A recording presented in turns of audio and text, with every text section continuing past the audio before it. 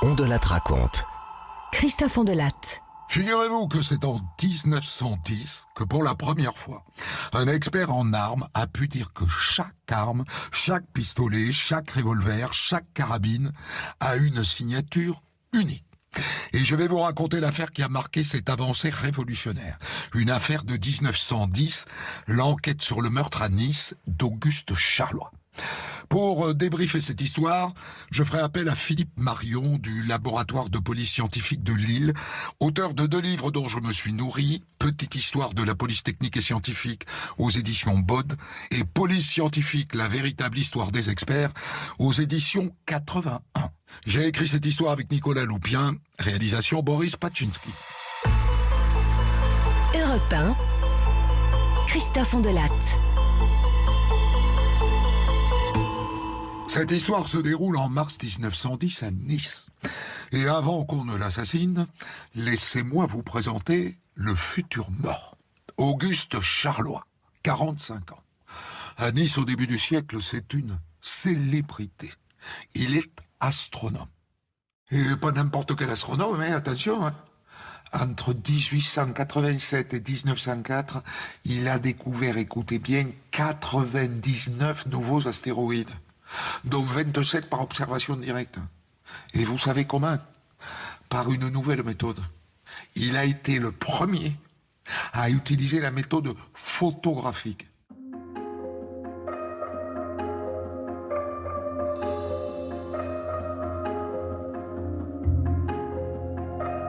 Et ça lui a valu toute une foultitude de prix. 1889, le prix Valls de l'Académie des sciences de Paris. Et quelques années plus tard, le prix de l'Académie des sciences de Washington, s'il vous plaît, qui l'a couronné pour avoir retrouvé l'astéroïde Andromaque. Et cerise sur le gâteau, en 1899, la Société astronomique de France lui a décerné le prix Janssen pour ses travaux sur les petites planètes.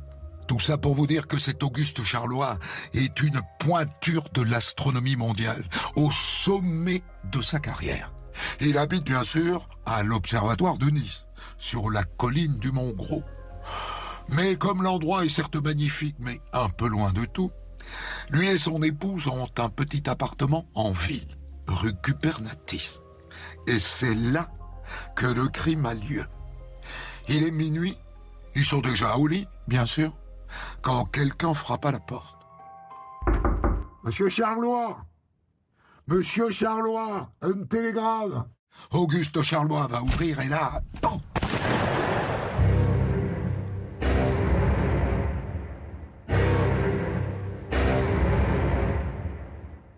Il prend un coup de revolver en pleine poitrine. Madame Charlois arrive en courant, elle voit son pauvre mari par terre dans une mare de sang. Pas encore mort, mais pas loin. Et quand elle lève la tête, elle voit un homme s'enfuir dans la rue.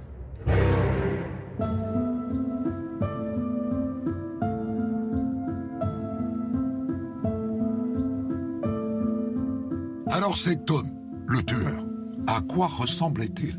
C'est naturellement la première question que posent les policiers quand ils arrivent. Madame Charlois n'en sait rien, elle ne l'a vu que de dos. Mais Monsieur Geoffrey, un voisin, l'a entrevu. Il avait une barbe grisonnante. Oui, grisonnante, je dirais. Et un locataire de l'immeuble, Monsieur Joubert, a entendu quelque chose. Et c'était juste après le coup de feu. J'ai entendu quelqu'un qui criait « Assassin! Assassin !»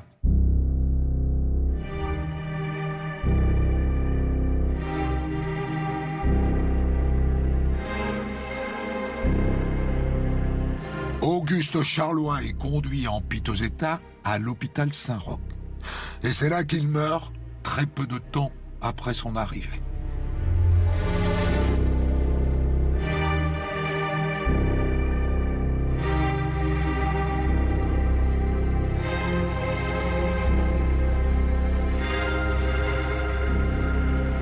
Le voilà maintenant sur la table du médecin légiste.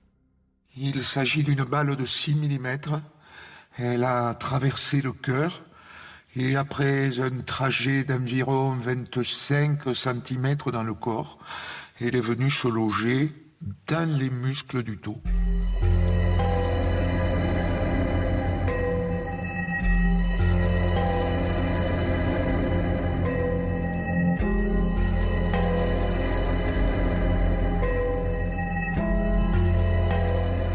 Alors, qui en voulait à Auguste Charlois au point de le tuer? Les policiers se lancent dans une enquête assez classique qui consiste à faire parler d'abord les commères du quartier et ensuite les amis de la victime. Et ce sont eux qui donnent un nom. Vous devriez vous intéresser au docteur Brengues. Faites-moi confiance.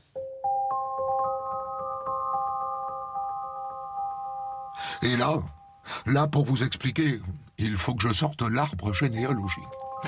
Madame Charlois n'est pas la première femme de ce pauvre Auguste Charlois.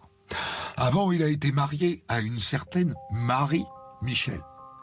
Eh bien, le docteur Gabriel Brengues est tout simplement le frère de Marie Michel. C'était donc l'ex-beau-frère d'Auguste Charlois. Un médecin de 46 ans qui, d'après les amis, exerce à Nîmes.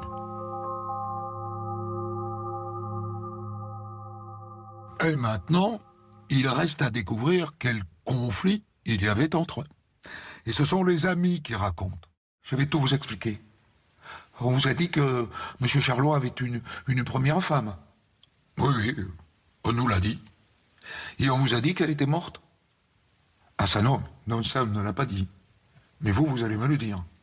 Elle est morte en novembre 1902 d'un érésipèle infectieux compliqué par une méningite. D'accord. Mais quel rapport est-ce que ça a à voir avec notre affaire? Attendez, de tout tas, Marie, c'était son prénom, avait dit que comme elle était divorcée, en cas de malheur, elle léguait tout à sa sœur, Thérèse. Or, très peu de temps avant sa mort, elle a modifié son testament et sur papier, elle a écrit au crayon qu'elle léguait sa fortune, enfin une grande partie de sa fortune, à son ex-mari, Auguste Charlois. Et le docteur Brengues, alors, quel rapport il a avec tout ça? Quel rapport? Mais vous ne m'avez pas bien suivi, je pense. Brengues, c'est le mari de Thérèse. C'est sous son nez qu'il est passé l'héritage. Et à l'époque, Brengues, il a manifesté sa réprobation. Et d'après vous, bien sûr que ça ne lui a pas plu. Et il en a fait quelque chose de sa colère. Et bien sûr, il a porté plainte en disant le testament est faux. Et il a gagné. Eh bien non, il a perdu en première instance et un appel. Et depuis, il haïssait Charlois. Alors, bon, moi je ne dis pas que 8 ans plus tard, il lui a réglé son compte. Mais disons que ça trotte un peu dans ma caboche, quoi.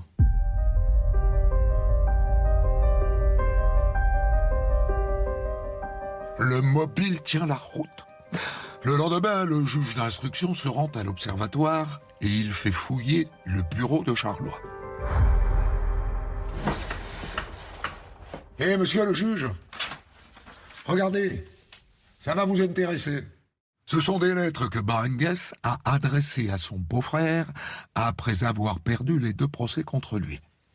Tenez, je vous en lis une. Nous venons de recevoir communication du jugement. Vos intrigues et vos mensonges sont couronnés de succès. Nous ne rappelons pas le souvenir de cette malheureuse Jeanne que vous avez épousée et estimée pour son argent. Ça se confirme. Le docteur Gabriel Brengues avait un compte à régler avec Auguste Charlois. Alors les policiers décident d'aller le voir à Nîmes, où il vit et exerce son métier de docteur. Oui, je reconnais que j'ai écrit ces lettres. Mais vous noterez qu'il n'y avait aucune menace dedans.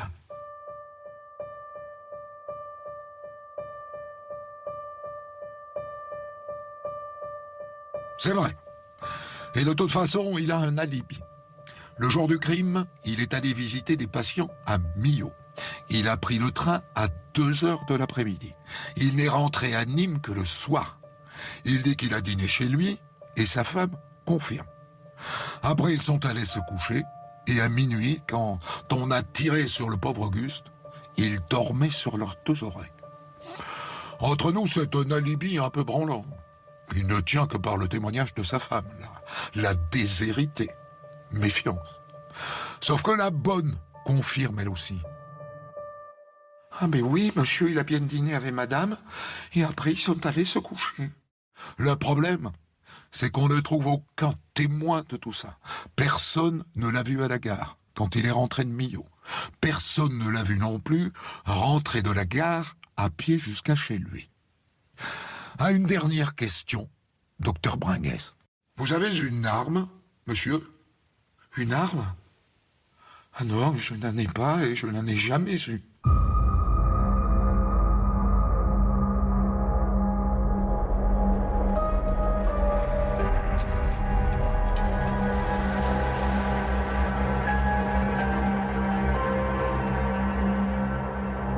La balle qui a tué Charlois est envoyée à un armurier et expert de Saint-Étienne, Jean Grivola.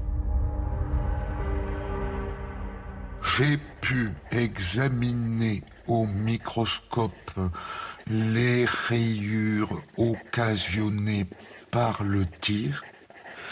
Je crois pouvoir dire sans me tromper qu'on a utilisé un pistolet de marque Browning.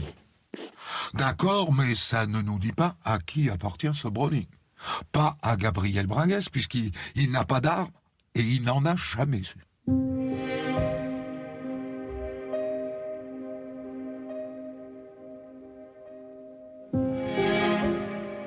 Quelques jours plus tard, un pharmacien de Nîmes franchit la porte du commissariat.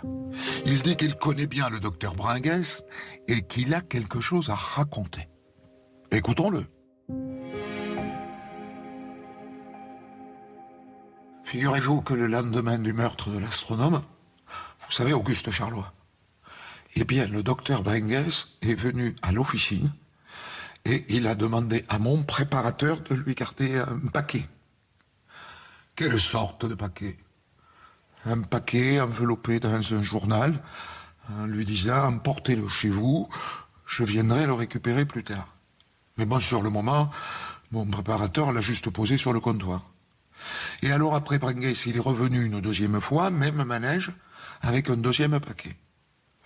Et puis il est revenu une troisième fois, il a vu que les deux paquets étaient toujours posés sur le comptoir, et il a dit « Bon, mais je vois que ça vous embarrasse », et il les a repris. Donc, vous ne savez pas ce qu'il y avait dans ces paquets. Ah si mon préparateur a regardé. C'était un pistolet. Et dans le deuxième paquet, c'était des balles. Oh, quel cachotier, ce Bringuès. Le préparateur en pharmacie raconte qu'il lui a dit en partant « Vous ne m'avez pas vu aujourd'hui, n'est-ce pas ?» Alors, cher docteur, vous n'avez vraiment pas d'arme à feu? C'est-à-dire que oui, j'en ai une. J'ai un Browning. Mais c'est un souvenir, c'est un souvenir d'un ami défunt. C'est mon pauvre ami Grabit qui est décédé l'année dernière. Je vous en ai pas parlé parce que j'ai eu peur que vous me soupçonniez, vous comprenez?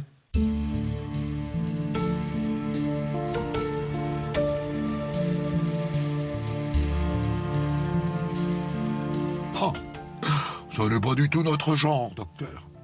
Pas du tout notre genre. Et il faut que je vous dise que ce pistolet n'est pas vraiment un souvenir. Il l'a volé à son ami Grabit quand il est allé signer son acte de décès. C'est donc qu'il avait peut-être l'intention de tuer quelqu'un.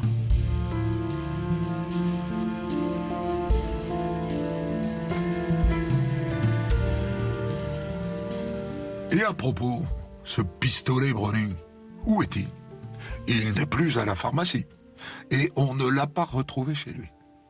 Mais les policiers découvrent qu'il l'a donné à garder, sous forme de paquet, à l'un de ses patients. Un capitaine qui, bien sûr, ne savait pas ce qu'il y avait dedans. Il va chercher le paquet. Le commissaire l'ouvre. Un Browning, Un Browning avec 16 balles. Si vous voulez mon avis, il est cuit, papa. Il est cuit patate.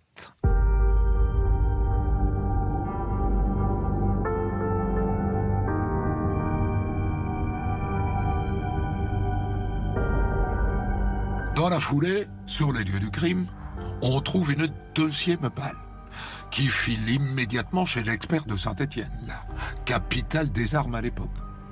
Et puis le juge organise une reconstitution chez Charlois, là où le crime a eu lieu. Monsieur Branguès, venez ici, et criez comme l'a fait le tueur la nuit du crime, Monsieur Charlois, un télégramme. Allez-y. Je ne veux pas. Et pourquoi diable vous ne voulez pas? C'est très vexant. Pour moi qui ai l'accent gascon et pas l'accent provençal, c'est très vexant. Petit coquin.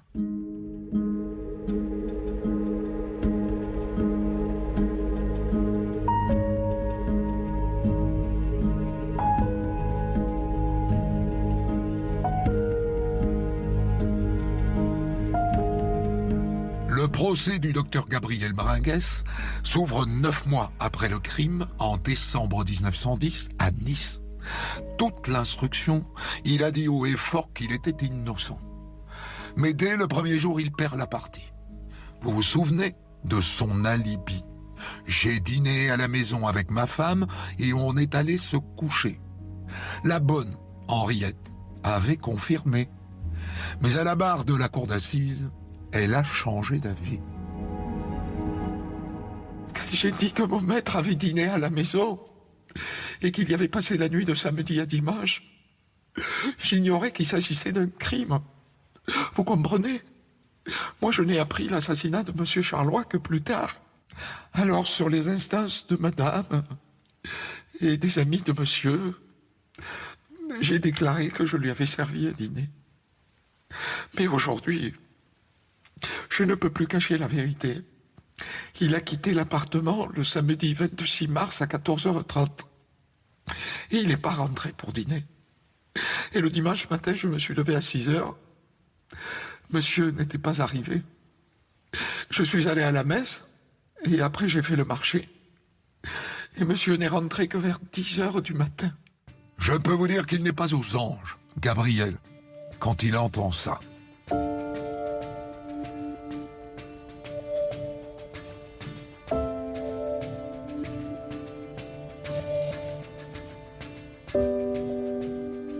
Et puis le deuxième jour, vient l'expert en armes de Saint-Étienne, Jean Grivola. C'est lui qui donne à Baringuès le coup de grâce. Et c'est un moment remarquable parce que c'est la première fois dans l'histoire du crime qu'un expert en balistique vient clouer le bec à un accusé menteur. La première fois qu'on vient dire à la barre d'un tribunal qu'une arme a une signature.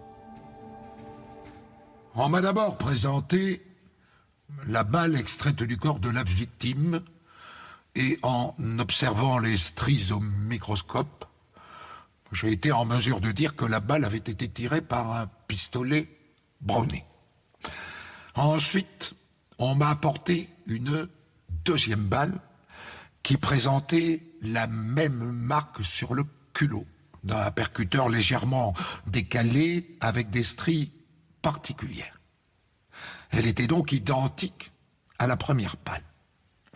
Et enfin, on m'a remis un pistolet Browning trouvé dans le cadre de l'enquête. J'ai effectué des tirs de comparaison avec cette arme, dans de la ouate, de manière à ce que la balle ne se déforme pas. Et après avoir photographié les douilles et réalisé des agrandissements photographiques, eh bien, j'ai retrouvé les mêmes marques caractéristiques que dans les deux étuis que j'avais observés précédemment. Ces marques sont en quelque sorte la signature de l'arme. Et j'en conclus de façon absolument formelle que la balle qui a tué Auguste Charlois provient de l'arme du docteur Baringuès. Et pose sur le bec, docteur Bringuès.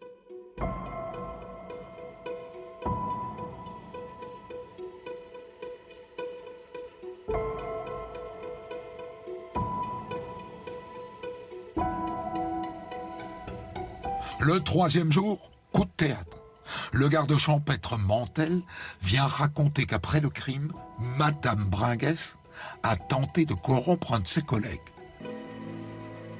C'est-à-dire qu'elle est allée voir la femme de ce collègue et elle lui a dit « Si votre mari déclare qu'il a vu le docteur sur la route de Millau, eh bien je lui donne 3000 francs. » Subornation de témoin. Le président décide de renvoyer l'affaire.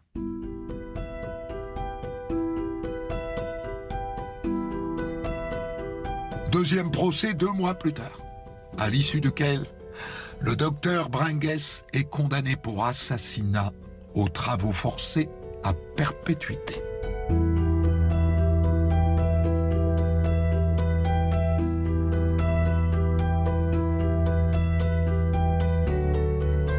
Mais l'histoire n'est pas tout à fait finie. 4 mois plus tard, on le met dans un train direction le pénitencier de l'île de Ré. C'est de là que les forçats partent pour le bagne de Guyane.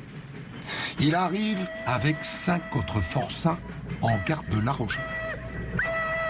Et à la sortie de la gare, il échappe à son gardien et il se met à courir. Et il saute dans un omnibus et il court à travers le wagon. Et puis il trébuche et il se fait reprendre.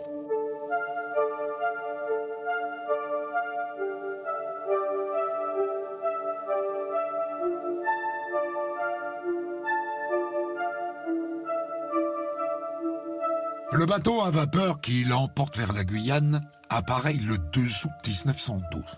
À bord, ils sont 454 forçats, dont notre bon docteur. Arrivé sur place, comme il est médecin, ça se passe plutôt bien pour lui. On a toujours besoin de médecins dans un bagne. Et donc très vite, sa peine est commuée en 20 ans de travaux forcés.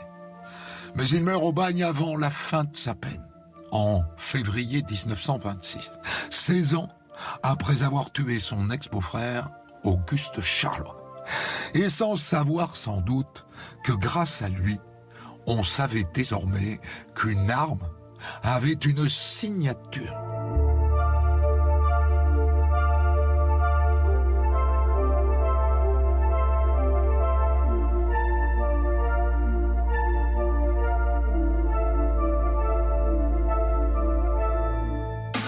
Des centaines d'histoires disponibles sur vos plateformes d'écoute et sur europe1.fr.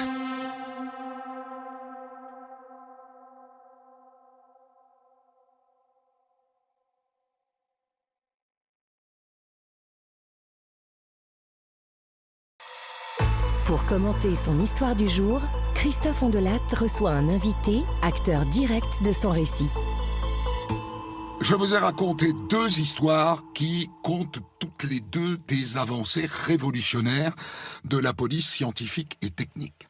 L'affaire Charlois en 1910 qui voit pour la première fois un expert affirmer qu'un pistolet a une signature, et l'affaire Schaeffer en 1902 qui voit le célèbre Bertillon utiliser pour la première fois en France les empreintes digitales pour identifier un meurtrier. Et je les débriefe avec vous, Philippe Marion, chef de section au Laboratoire national de police scientifique de Lille.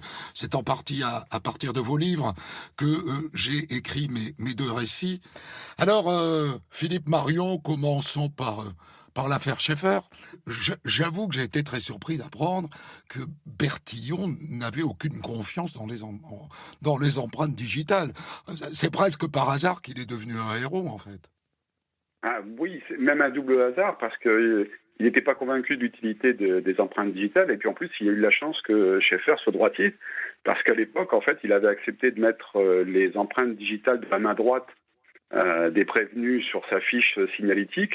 Et en fait, il a commencé à mettre ça en 1894 et il n'y a qu'en 1904 où il a mis les doigts de la main gauche. Donc, si Schaeffer était gaucher, eh bien, il ne l'aurait pas attrapé.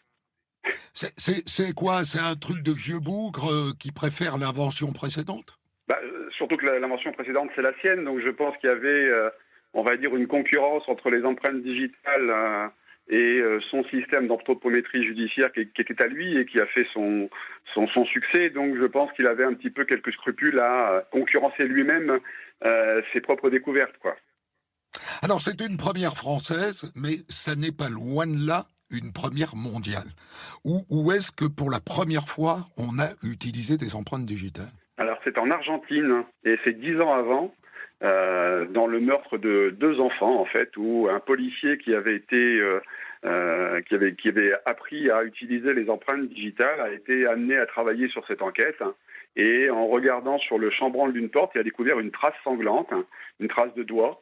Donc il a fait découper le chambranle et il les a comparés avec les 2 personnes qui étaient la mère des 2 enfants et un suspect qui avait été arrêté par la police et dénoncé par la mère des enfants. Et il s'est aperçu que, contrairement à tout ce que pensaient les policiers, la trace digitale ne correspondait pas à celle du suspect, mais à la mère des 2 enfants. En fait, c'était elle qui les avait tués et qui avait dénoncé un de ses voisins pour essayer de donner un accusé aux policiers. Donc là, c'était quelque part plus facile, puisqu'il n'y avait pas à avoir recours à des fiches avec les empreintes enregistrées, quand même. C'est ça. En fait, là, cette première affaire, c'est vraiment la première utilisation de l'empreinte digitale pour, on va dire, identifier un criminel. Tandis que Bertillon, même si c'est pas la première fois qu'on utilise les empreintes digitales, c'est la première fois qu'on le fait en comparant une trace inconnue avec une base de données. Donc il a regardé dans ses fichiers et grâce à ces fichiers, il a réussi à identifier un individu. Ça, c'est une première mondiale quand même. Au procès, à votre connaissance, on le croit facilement puisque c'est la première fois qu'on utilise cette technique. Alors je pense qu'on le croit puisque en fait il a identifié une personne qui reconnaît avoir été sur les lieux. Donc on va dire là ce qu'il a amené comme expertise est de fait vérifié puisque l'accusé même reconnaît avoir été présent sur les faits. Et surtout, Schaeffer avoue qu'il était là et avoue avoir tué. Donc déjà, c'est plus facile pour l'expert. Ça aide, voilà. Mais les avocats, ça les enthousiasme ou ils se disent « Oh là là, c'est trop précurseur, pas assez sûr ». C'est-à-dire que là, en fait, c'est pas une condamnation due à l'empreinte digitale. C'est juste qu'on a réussi à trouver Schaeffer grâce à l'empreinte. Donc, je pense que les avocats n'étaient pas encore très choqués de ce genre de choses. Par contre, ce qu'il faut savoir, c'est qu'il va falloir encore attendre quelques années avant de condamner un individu uniquement sur les empreintes digitales et en l'absence d'aveu, puisque l'aveu, c'est toujours en fait la reine des preuves à l'époque. Et en fait, c'est en 1910 où c'est Edmond Lecar, en fait, le créateur du premier laboratoire de police scientifique, qui va réussir à accuser 2 voleurs, alors que ceux-ci nient avoir été présents sur les faits, mais comme il a retrouvé les empreintes digitales de ces 2 individus sur différents objets de la scène de crime, en fait, il va pouvoir les condamner. Donc, vous voyez, il a fallu encore quelques années pour que les gens s'habituent aux empreintes digitales et acceptent de prendre ça comme une preuve solide. Et ça dure des décennies après. C'est-à-dire que jusqu'à l'arrivée de l'ADN au début des années 90, il n'y a que les empreintes digitales. Oui, et ça fonctionne toujours. On arrive toujours à prendre des empreintes digitales sur des lieux d'effraction ou de crime. Malgré ce que vous avez dit sur le journal, où on disait porter des gants pour les criminels, mais ça marche encore. Ça marche encore, mais vous savez, on donne tellement de conseils que personne ne respecte, c'en est presque vexant. Alors l'affaire Charlois, il faut que vous nous disiez si ça tient encore toujours. Est-ce qu'aujourd'hui, encore, au début des années 2000 et même des années 2020, 2 armes fabriquées dans la même usine n'ont pas la même signature? Oui, alors, ce principe qui a été énoncé, alors Grivola est un précurseur justement pour rattacher un élément. Ouais, c'est lui l'expert. Et donc depuis ce temps-là, ça n'a pas changé. On se base toujours sur ce principe que ce soit un projectile ou un étui percuté, en fait, on va retrouver des traces sur ces 2 objets et ces traces, sont quasiment uniques et on peut remonter jusqu'à l'arme qui a tiré avec ces munitions. C'est toujours valable. Même avec des armes aujourd'hui fabriquées par des robots, par des machines et qui n'ont aucun caractère artisanal. Oui, en fait, le fait, c'est que alors c'est pas Grivola qui va l'écrire dans un article scientifique, c'est un autre expert qui s'appelle Balthazar. Mais lui, en fait, à l'époque, il va démontrer que chaque outil, quand il va fabriquer un canon d'armes, eh bien, par exemple, il va s'user. Cet outil s'use et cette usure, ces petites traces d'usure vont laisser des marques différentes d'un canon à l'autre. Et même maintenant, avec des machines modernes, les outils qui sont utilisés s'usent à chaque fois. Et donc, ce sont ces micro-stries qui vont faire la différence d'une arme à une autre. Pour qu'il n'y ait pas de signature, il faudrait donc une machine neuve et une arme qui n'ait jamais été utilisée, quoi. C'est-à-dire si on a l'arme, enfin, si on a l'arme pour faire la comparaison, on va pouvoir dire que c'est celle-là. À tous les coups. Oui, ça marche pas mal, oui. La technique est encore utilisée de la même manière, parce que j'aime bien cette utilisation de la ouate. C'est bien pour que la balle ne se déforme pas, n'est-ce pas? Oui. Alors ça, c'est plutôt utilisé, je pense, dans les pays anglo-saxons. Chez nous, en France, on utilise ce qu'on appelle un puits de tir, c'est-à-dire qu'en fait, c'est un puits avec de l'eau. Parce que l'eau arrête très bien les munitions aussi, et ça ne les abîme pas non plus. Donc ce sont plutôt des puits de tir qui sont utilisés en France. Et c'est régulièrement utilisé et conclusif. Ah oui, alors ça, des expertises sur les armes à feu, il y en a malheureusement beaucoup qui sont faites en France et on se sert toujours de ce fameux principe de Balthazar, que ce soit pour les étuis percutés ou les projectiles. Et alors pourquoi est-ce que l'histoire a moins retenu Jean Grivola qu'Alphonse Bertillon ? Alors parce que Grivola, en fait, n'a fait aucun article scientifique et on n'a jamais pu, on va dire, lui attribuer la primeur de la fondation de la balistique moderne. Mais même le scientifique dont je vous parlais tout à l'heure, Victor Balthazar, il est encore beaucoup moins connu que Bertillon. C'est-à-dire que Bertillon s'est fait un peu mousser alors, après ? Alors je pense qu'il s'est fait même avant, parce que l'anthropométrie judiciaire, ça a quand même été quelque chose d'assez remarquable. Et ça s'est disséminé un peu dans le monde entier. Donc même son nom apparaît dans les romans de Sherlock Holmes. Donc c'est dire qu'à l'époque, il était extrêmement connu. Et il paraît même qu'à l'époque, on disait qu'en France, il y avait deux grands scientifiques, Louis Pasteur et Alphonse Bertillon. C'est pas le même niveau que Grivola. Et puis, lui, il s'est fait reluire un peu, quoi. Voilà, c'est ça. Mais il n'a pas que l'anthropométrie judiciaire. Comme vous l'avez dit dans l'histoire, Alphonse Bertillon venait avec un appareil photo sur les scènes de crime pour faire des photos de scènes de crime. Et ça, en fait, quand maintenant on voit des policiers scientifiques faire des photos sur une scène de crime, on le doit à Bertillon parce que c'est lui qui a insisté lourdement pour qu'on fasse des photographies de toutes les scènes de crime parce qu'il trouvait que c'était extrêmement important de figer ainsi les éléments de la scène. Il faudra qu'on raconte un jour l'histoire de Alphonse Bertillon et de ses bertillonnages, car c'est comme ça qu'on appelait toutes les opérations techniques qu'il réalisait lors de ses enquêtes. Je vous remercie infiniment, Philippe Marion. Je rappelle vos livres, Petite histoire de la police technique et scientifique aux éditions Bode et Police scientifique, la véritable histoire des experts aux éditions du 81. Des centaines d'histoires disponibles sur vos plateformes d'écoute et sur europe1.fr.